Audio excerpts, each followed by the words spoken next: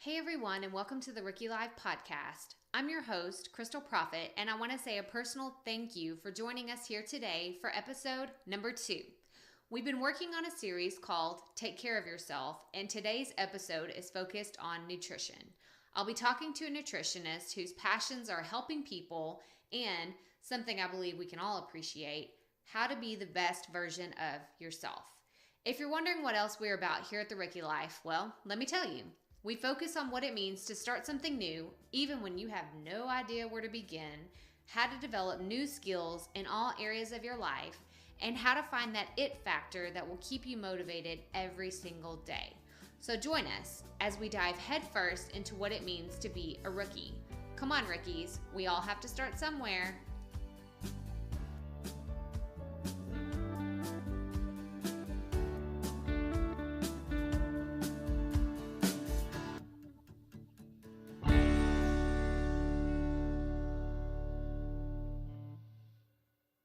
Hey rookies, welcome to episode number 2. We're continuing our series, Take Care of Yourself, and I can't wait for you to hear today's guest. Y'all, I found us a nutritionist who knows what it's like to be a busy mama on the go. She knows how to deal with picky eaters, and she's even going to help us improve our relationships with food. Kelly Gill has worked as a registered dietitian since 1999. She got her bachelor's degree in nutrition from Stephen F. Austin and her master's in nutrition from Texas Women's University in Houston. And about a year ago, she became a board-certified specialist sports dietitian. Guys, Kelly's qualifications totally blow me away, and I'm just so honored that she took time out of her busy schedule to share some of her insightful tips on nutrition with us today. Kelly currently works for Baylor Scott and White, Texas Spine and Joint Hospital in Tyler, Texas, and she's in their sports medicine program. She specializes in outpatient nutrition and helps people reach their nutrition-related goals. She also recently started a medically monitored rapid weight loss program. Kelly's husband is the high school girls basketball coach in the small town where they live, and together they have 3 kids, ages 9, 11, and 12. So rookies, I hope you find lots of good information from my interview with Kelly. All right, Rookie Live Podcast, I'd like to introduce Kelly Gill. She is a nutritionist and dietitian in the East Texas area, and we are joined here by her to give us some advice on nutrition and healthy living and just all about food. Who doesn't love food, right? So welcome to the show, Kelly. Hi, thanks. So we kind of have your background here as, you're in nutrition and it's kind of been your life for some time now.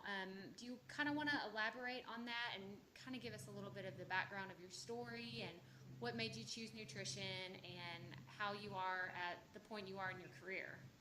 Okay. Well, actually, it's kind of an interesting decision that I chose nutrition. As a kid, any of my family can tell you I'm probably the least likely person you would expect to go into the field of nutrition. I just was an extremely picky eater as a kid and really didn't like anything. But fast forward, I went to Stephen F. Austin State University in Nacogdoches and didn't know what I wanted to do, but I did like health, and I actually played soccer there, and was interested maybe in personal trainer, or I just didn't know what, and didn't really seem like kinesiology was the place to go. And I tried health, and I actually was a health major for a while, and had to take a nutrition class. And the dean of nutrition kind of talked me into switching majors. I ended up losing 27 hours, but for me, I needed something really specific and really like, you do this and then you do that and then you become this. Yes, and so that kind of gave me that, and was still in the field of health. And I also just found the science of nutrition really interesting. I'm kind of a little bit of a why person. So I like understanding it better, and not necessarily like, I guess, kind of removing the food from it and just sort of seeing as a science was interesting to me. So that kind of got me into the field, I guess. Okay, well, that's great. So you would say you've been in it since college is probably when you would have started, I guess, your Yes. interest in nutrition and everything? Yes, I did the traditional path of got my bachelor's degree in nutrition, and then applied for internships, got into an internship right away. That was a master's degree and internship combined program. So by the end of that, I had a master's degree and a registered dietitian. Yeah, so that, and then have been working ever since. Oh, that's great. Well, to kind of segue off of what you just said, so can you elaborate for people, because there may be a lot of confusion out there as between a dietitian and a nutritionist. So what is the difference? And, if we were to go see someone, what would we need to look for as far as credentials go? Yeah, so that's actually pretty confusing to people. Basically, it boils down to no one owns the term nutritionist. So it's a free terminology that anyone can use if they just desire to. Okay. Whereas registered dietitian, it's, you have to be a registered dietitian to use that term. So registered dietitian implies that someone has a degree specifically in nutrition. They've completed specific coursework. They have passed an exam. They have kept up with their credentials, continuing education. With that said, they can treat diseases. So I provide medical nutrition therapy if someone has diabetes, if someone has renal failure, if someone has obesity, it is providing them nutrition therapy. Whereas a nutritionist maybe looks more just at health and wellness, and they can't actually treat anything by law. They're not protected to treat. Okay. So that's the biggest difference. So if someone is really just wanting to be healthy, do you need to go and spend and find a registered dietitian and spend the money? I can tell you insurance probably wouldn't pay for that if it just was for health. You don't need to seek out a registered dietitian. I will tell you though, if you're not sure, it's a kind of falling back on something that is science-based, and you're not going to, you pretty much, it's a safe bet. Okay. Whereas a nutritionist, you don't really know what you're getting.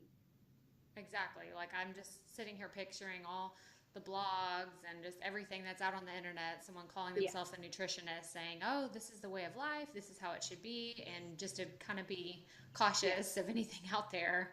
And that doesn't have to be a bad thing. You just don't know. Like, it could be somebody perfectly sound and awesome and incredible, but you don't know. Exactly. Yeah, a nutritionist or a dietitian would never really give you any kind of bad advice. So if there is something out there you're not quite sure about, I would definitely second guess it or seek professional, guidance on what you should do or what you should follow.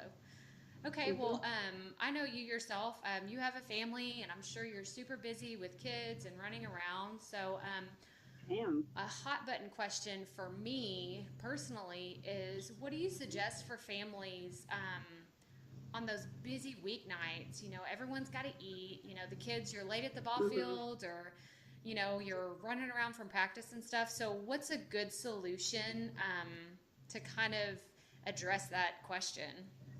Well, I think probably my first go-to advice is always plan ahead. It's like there just really isn't a way around it. The more you plan ahead, the more time you save, when you're in the thick of it. Yeah. So if I have, like, for example, a Sunday where we're home and it's slower, I can go ahead and do my grocery list and plan my meals, kind of pull the calendar out, plan my meals accordingly. Then as I'm driving home from work, I've got the plan in my mind already.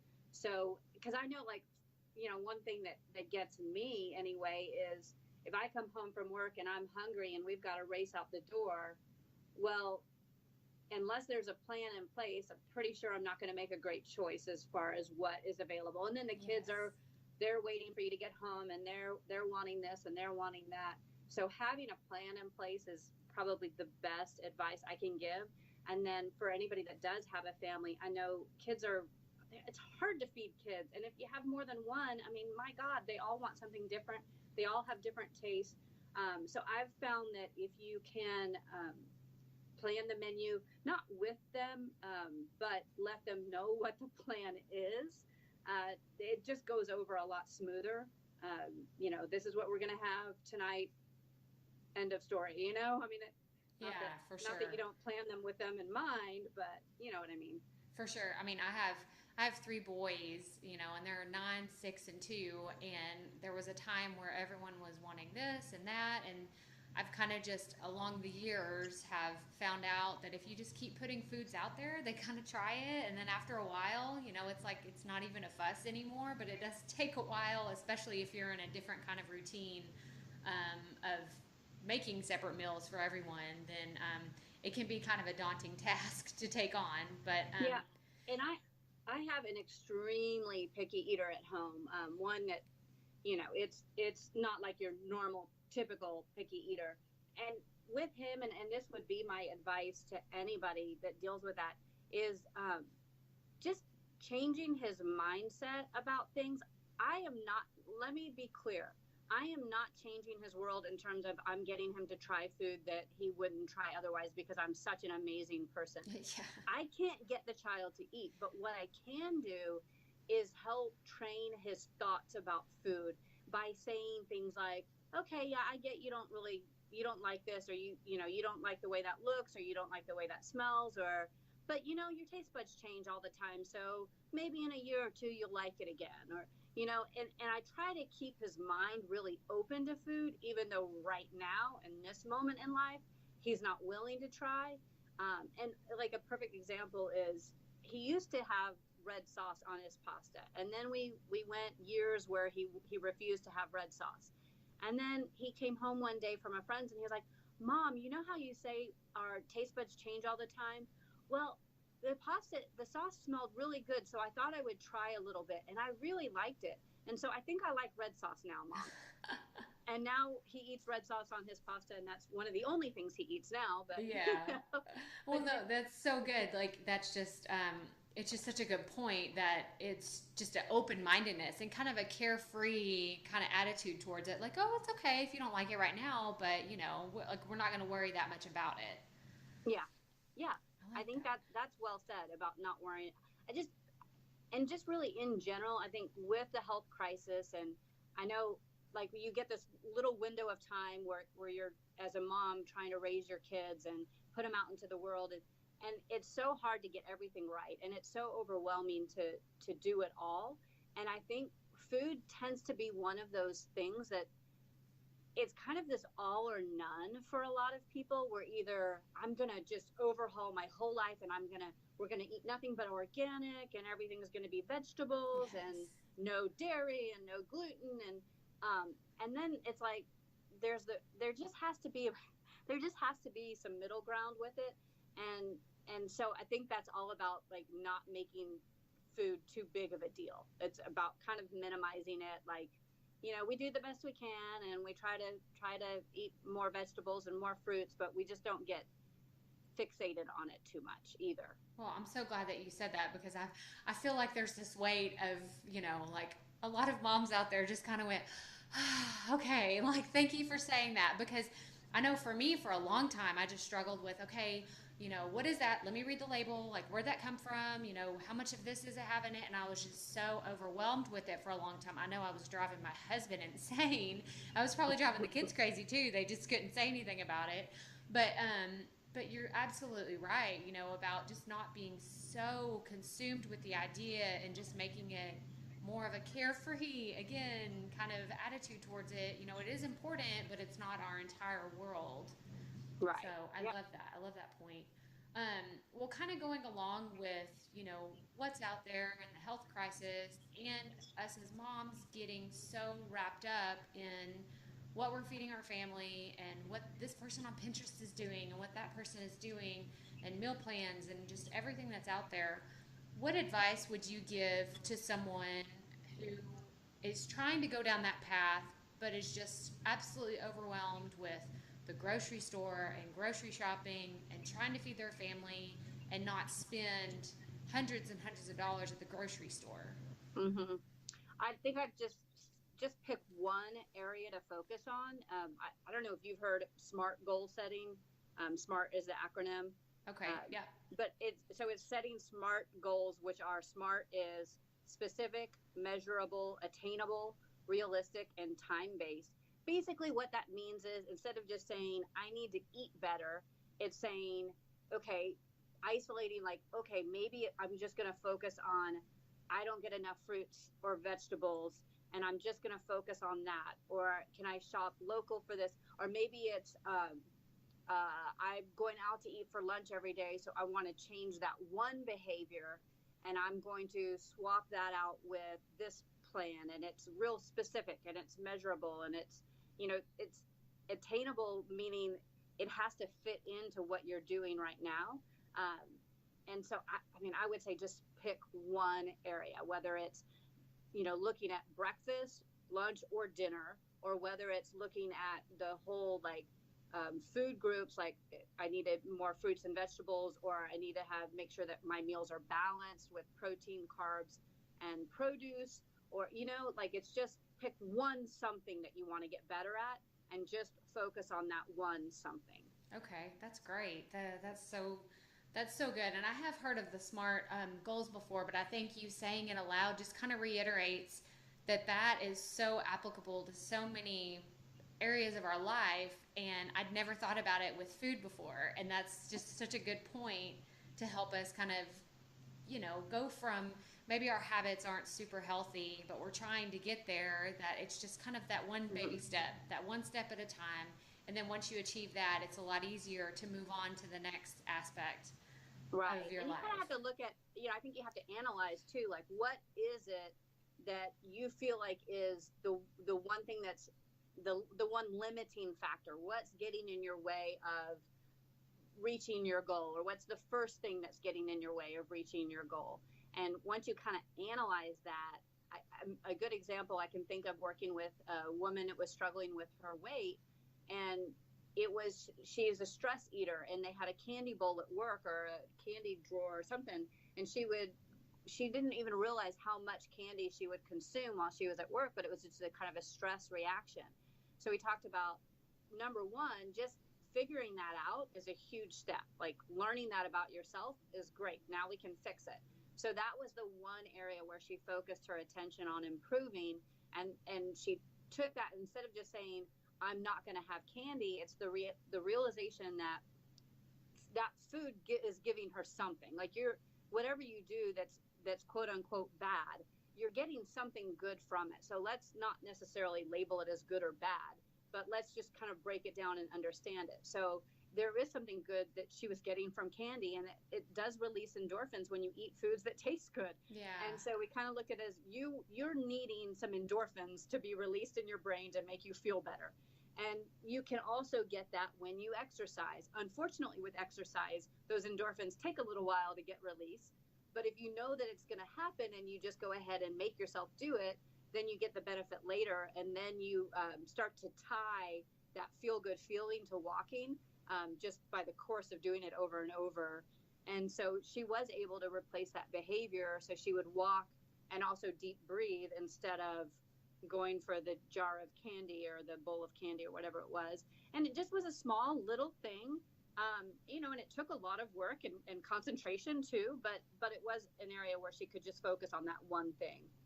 And I feel like, everything with food has so much to do with our mental behaviors as it does, it's not, we kind of pretend like we're all on autopilot, and some of us are, whether it's a good habit or a bad habit, but now I'm sitting here thinking of my own stressors. I'm like, oh yeah, I will go grab that if I'm getting stressed out or something. So that's good to know. So it's a positive mindset, and just a good relationship with food overall, I think, is really strategic to having a healthy lifestyle. Yes, absolutely. Well, you're saying that, it reminds me of my professor with my first nutrition 101 course. The professor wrote the first day back when they had chalkboards, on the chalkboard, nutrition equals behavior equals nutrition, or whatever it was. And then she puts a slash through that equal sign, like, oh, it was knowledge. Knowledge equals behavior. And she slashed out equals. Like, knowledge does not equal behavior. If it were just a science, then I wouldn't have a job, because we would all be eating perfectly. So much of what I do is behavior focused. Yes, no, and that's so great that we're talking about this, because the series is talking about everything that has to do with taking care of yourself. And I think that food is one aspect of it, but your relationship and your mentality towards food, it just goes hand in hand. And I'm so glad that you pointed that out, because until someone had told me that, I hadn't even thought about it. I had never even really associated the two. I was heavy at one point. After I had my oldest son, I was around 215 pounds because I had gained so much weight when I was pregnant, and I just thought that's what you're supposed to do. And I gained probably 80 pounds, and then after he was born, and I couldn't blame it on the baby weight anymore. I was still heavy for a long time, and I didn't realize that I had such an unhealthy relationship with food. So I'm really glad that you talked about that. I think a lot of people struggle with that, the mentality of it. And one thing that I'd also like to take the time, if you don't mind, that's fine. Because you brought up weight, and that's something that I feel really passionate about. And I also feel, I guess with passion can come frustration. And this is working with women and doing life with women, and is this issue of weight. And I wish so bad that the focus wasn't on the weight, but that the focus was on just behaviors and feeling good physically.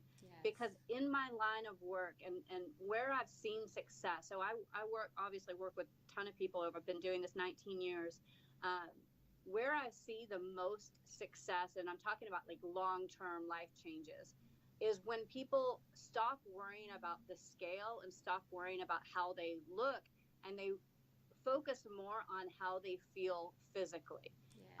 When I eat healthy food, my body feels better physically.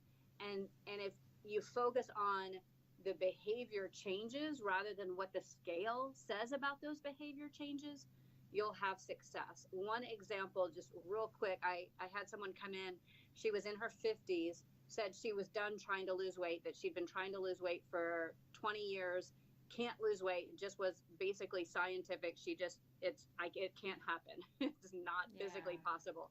And so she quit on that, but she was diagnosed with pre-diabetes and wanted to make sure that she didn't develop full-on diabetes. So that's where we focused. And after working with her for like 2 years, I think she ended up losing 20 pounds. And it took like 6 months before she even saw any weight loss. And she was never focusing on the weight, but it just sort of happened because she was so focused on feeling better physically. So while I know I don't want people to focus on weight, but I also want there to be hope that when you don't focus on weight, there still can be some improvement with the weight. I love that because that was really the mentality shift for myself. And I know that our fitness expert that we were talking to, she said the exact same thing. It's not about the scale, like just throw the scale away, basically. It's like, how do you feel on the inside, and how do you feel mentally, and just kind of being your best self is the overall goal. And that's really what the message that I would like to portray here at the Rookie Life, is just taking care of yourself in the best way possible.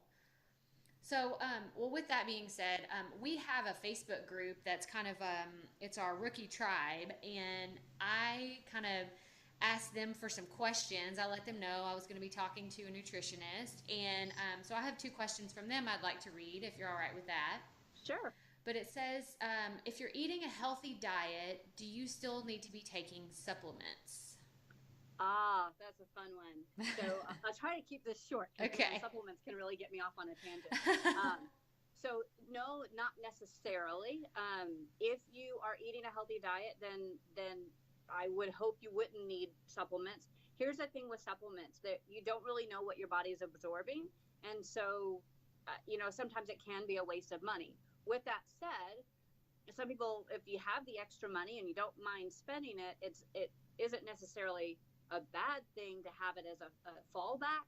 But I can tell you, I don't take a multivitamin, and sometimes I think I probably should, but it's just one more thing that's just, I guess, an inconvenience. So I don't do it. And it's just not that important, because I feel like just that, if you're eating a healthy diet, you shouldn't need anything. Well, there are a few exceptions, though. I will say vitamin D, for one, there's just not enough vitamin D in food really to get it in your diet. And so if you're not in the sun, or if it's not warm months where you're outside, then you can have a vitamin D deficiency. And we're finding out so many more people are having vitamin D deficiencies. And I think it's because of our lifestyle change, being more indoors and less outdoors. So a vitamin D supplement is probably a good idea. And then also omega-3 fatty acids. That can be a good idea too.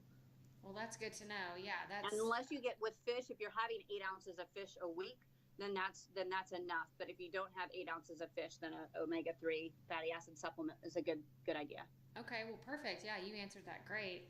My next question is, what are your thoughts on the trendy keto diet? And I have to, this is my disclaimer, I've seen about it, but I personally don't know all the details about it. Mm-hmm. So, if that's something you're familiar with, can you elaborate on that or kind of give your 2 cents? Yes, I can. So a keto diet. One, I really have to question if, because it's become such a fad right now. I question how true to keto it actually is. So keto, by definition, is like 90% fat, 8% protein, or 80% fat, 90% fat, maybe 8 to 18%, we'll say protein, and then like 2% carbs. So it's basically mostly fat. To me, when I think about that, I think one, the issue with compliance and in terms of healthy lifestyle, it's not a lifestyle diet. It is just a short-term diet. Like, Yeah. I can't see anybody living that way. Yeah. With that said, I have mixed feelings about fad diets and temporary diets. On one hand, if that's the boost you need, if you need something rigid and that works for you and you are gung-ho and you want to do it, I don't have a problem with anything short term, especially if it gets you going. The only problem I have though is that it's not a long term fix. So you still need a long term solution. It's not that long term solution. So sure, fine, give it a try, do it, whatever. But you still need a long term solution. So I'm not. I mean, I don't know. It's definitely not like a healthy approach to eating. But I'm a big fan of anybody making lifestyle changes, good or bad. You Yeah. know? Like, Well, hey. and you pretty much answered the question how I figured you would answer it. I've taken a few nutrition courses myself, and I've been interested in Uh-huh. nutrition for a long time, and that's kind of textbook. It's not about a trendy, new, hot off the press, this is what everyone's doing, and I've lost so much weight. It's more about what are you going to do for the rest of your life to take care of Mm-hmm. your body and take care of yourself. Yeah. So, well, I have some what I'm calling keeping it real questions, and it's what we're asking all of our guests. And they're just some kind of fun, rapid fire questions. If you don't mind answering them, they're some of them are lighthearted, some of them a little bit more serious, but it's really just all in good fun. Okay. So, the first one I'll ask is if you do stick to a pretty regular schedule of eating and everything, what would be your quote unquote cheat day meal? What is your like, oh, you're just, I'm gonna indulge. Like, what is your favorite food Yeah. that you like to indulge on? I am, this is really pathetic and sad, but I would say like snacky, salty, crunchy snack food. I love Like, it. I love like chips or, Yes. I don't know. Yeah. Salty, crunchy. Yeah, like Cheez Its and goldfish and like that Hmm. kind of, yeah, Yeah. that's right Like, up we my don't, alley. I always tease my family, like, we can't keep goldfish in the house because I like literally my weight will be up 3 pounds if goldfish are in the house. Like, Yes, yes, I'm that's totally it. the same. That's so funny. Okay, well, what motivates you on days when things are super tough? You're having a bad day, or maybe, you haven't been on your fitness goals, or you haven't been eating as well as you'd like. Like, what kind of Hmm. keeps you going? What pushes you past that? Gosh, I don't even know how to answer it. Well, first, let me just say, just I have a strong relationship with Christ in my heart, like where I just feel like I carry Him with me at all times, and so I'm constantly centered by, been grounded by that, by Him. Um, Beyond that, I'm not really hard on myself, and I also don't have a lot of I don't have this expectation that things are gonna be perfect. So I just like I mean, I don't know. I guess I don't really have big emotional mood swings. So I don't know. I No, don't know how to answer I it. think you answered that perfectly. I think that is a great answer, and that's actually one of the ways I ground myself is kind of some quiet time and just taking a deep breath and just saying, "Jesus, take the wheel. I can't do this Yeah. anymore." There you go. Okay, the next question is, what's the best advice you would give to your younger self? Um, I think I would say that I'm not going to be as great as I think I'm going to be. Ooh, that's Like good. life is not, I don't know, life just has a way of humbling you that's great and that's wonderful. I guess maybe it's that control of, I'll do this. Like, you have this list of being this perfect person. And Yes. I guess I would say, you know, maybe drop the list. Like, Yeah. let life just happen. I love that. Oh my gosh, yeah, it's totally true. And I think that that will resonate with a lot of people out there because we hold ourselves to a pretty high standard. Yeah, I think I saw a pin and it said something like, I'm oh, I was such a better mom before I had kids, something to that effect. Like, Yes. Oh, that's so true. Oh, especially when it comes to motherhood. That's a topic yeah. we could talk about for hours and hours and hours. We won't get into all of that. Well, thank you so much, Kelly, for coming on. Is there anything else that you'd like to share? Is there a way for people to connect with you or to find out more about you? Sure. Well, and actually, unfortunately, our website is down, but we are brand new. So I work for Baylor Scott and White, Texas Spine and Joint Hospital, and we have a Facebook page, the Sports Medicine Facebook page. So that's one way. We're starting that, and we're kind of slowly getting onto that. Um, but also just personally, Facebook Okay. is probably the best way, and it's Kelly Frank Gill. Frank is my maiden name. Okay. Awesome. Well, thank you so much for coming on the show today. And I think we've covered some amazing things. And I'm sure there will be even more questions out there that will continue the conversation. And I'm just so happy that you were able to join us. So thank you so much. And I really appreciate it. Thanks, Crystal. Man, Kelly was great, wasn't she? I could have talked to her for hours and hours about food and nutrition. Her practical advice, especially coming from another busy mama, just helped me rethink some of the things in my own life as far as pressure that I put on myself and trying to do it all and be everything to everyone. But just to recap what we covered, we were reminded that no one owns the term nutritionist. So watch out for who you're receiving information from. Just like anything else, don't believe everything you read on the internet, even if it is part of an amazing, tasty video or it's the top pinned pin on Pinterest. And another thing was to always plan ahead. To quote Kelly directly, she said, "The more time you plan ahead, the more time you save." And I love that. And just to give you a quick little story, you can ask my husband, Seth, but I live by my grocery store pickup. Live by it. I order my groceries online. I set an appointment that works into our schedule, and this has literally saved my life. It saves me time. It saves me money. I'm no longer doing that impulse shopping that I was doing before. And it has saved my freaking sanity. Like, that's probably the biggest factor. Shopping with 3 hungry kids in the store is no longer an issue for me. I don't do it. And it has been absolutely glorious and life changing. But anyway, that's my little rant on grocery shopping. Another thing that Kelly mentioned were SMART goals, which is specific, measurable, attainable, realistic, and time based. So if you're looking to change something in your nutrition health style, then I encourage you to sit down and set some goals. Maybe it's for the next 6 weeks, maybe it's for the next 6 months, but I really encourage you to do this because it can make such a difference in your overall health and fitness. But the number one, are y'all listening? Tune in. The number one takeaway I want everyone to remember is that sometimes we just need to change our mindset about food. So maybe we need to figure out how to have a healthy relationship with food. If you need guidance, raise your hand. I have been there. I have needed someone to tell me, do not put that in your mouth. That is bad for you. It's got too much of this, not enough of that. If you don't know where to start, go to your healthcare provider. Please seek out professional help if you need it, or go ask your girlfriend who had someone give her a nutritionist number, and now she looks amazing and feels amazing. Get advice from people who are doing great things in their life, because you want to be like that. You want to feel good about yourself. And I just really encourage you to seek out a way to get that for yourself.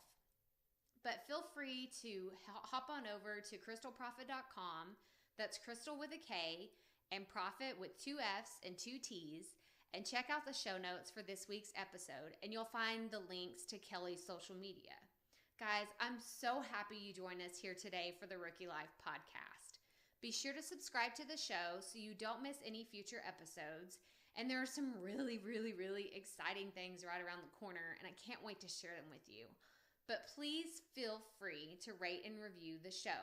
I'll be choosing random reviewers to receive some cool Rookie Life merchandise, and I don't want you to miss out on the opportunity to get some of these really cool things. But that about does it for episode number 2. Stay tuned for next week's show, and remember, keep it up, rookies. We all have to start somewhere.